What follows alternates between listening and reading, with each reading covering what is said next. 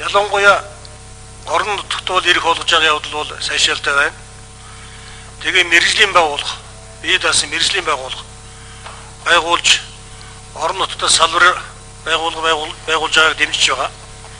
Мөн нийлтүүд байлгана гэж жил болгоно тэр ажил гүйцэтгэх байгаа компаниг бол ил зарлж явах хэрэгтэй. Энийг бол дэмжиж байна. Мөн хариуцлагыг өндөржүүлэх талаар бол нэлийн асуудал энд хууль орсон юм байна л да. Энэ хуулийн төслийг бол ерөнхийдөө дэмжиж байгаа.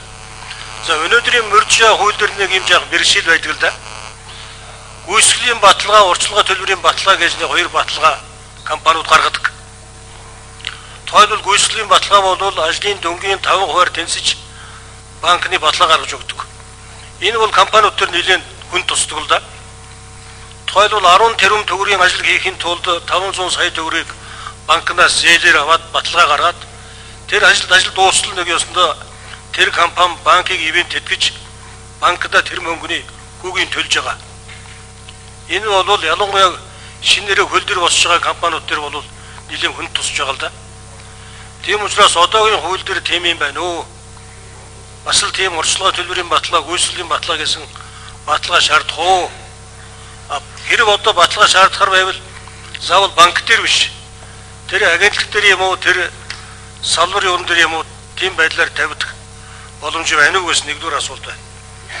За хоёр дахь нь бол ер нь амьдрал дээр үзэж яхад ерөөс ингээд тэр тендер шийдсийн дараа маргаан болоод ерөөсө бүх шатар дамждаг. Тэгэхээр сангийн юмдар зарган тэр шударга өрсөлдөөний газар зарган дараа нь 3 шатны шүүхөр заргаад явж байхад баг тэр жил нь дуусаад тэгээ тэр ажил хийгдэхгүй үлддэг юм тохиолдол байгаа л да. Энэ асуудлыг одоо хууль дээр яаж туссан юм бэ гэсэн юм хоёр асуулт байгаа. Баярлалаа. За хангэрвэ.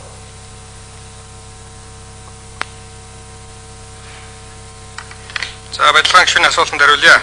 За би хоёр дахьыг хэлчихье. Нэг дахь асуултын сэдвэн гишүүнийг ажлын хэсгийн ахлах шариулаад өгөөч гэж хүсэж байна.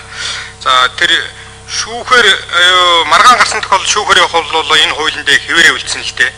За нэлийн ярилцсан ерөн зүгээр энэ үнийг бол арбитрийн шүүгөө шилжүүлэх янз янзын хөлөөрөө шилжээд ер нь бол одоо захиргааны хэргийн шүүгтээ шилжүүлээ шийдвэрлэдэг тэр юм нь бол хэвээрээ байна гэдгээр үлдсэн байгаа.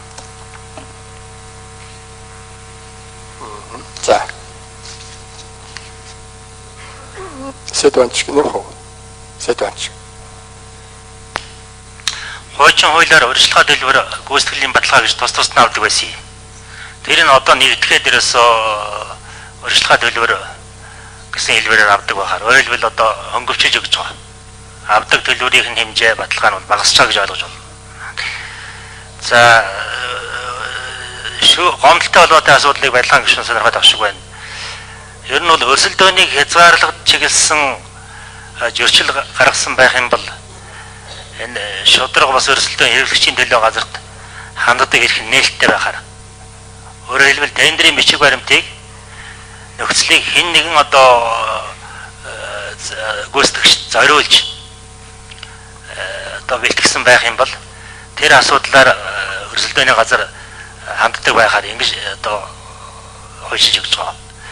За яг одоо тендерийн процессын чанартай гомдол байх юм бол сангийн яамд хандахаар өөрөөр хэлбэл одоо захиалагчийн шийдвэртэй холбоотой гомдол гэсэн үг л дээ.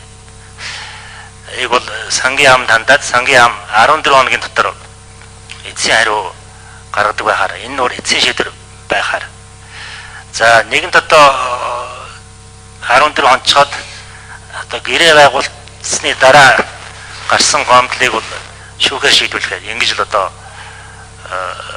оруулж өгсөн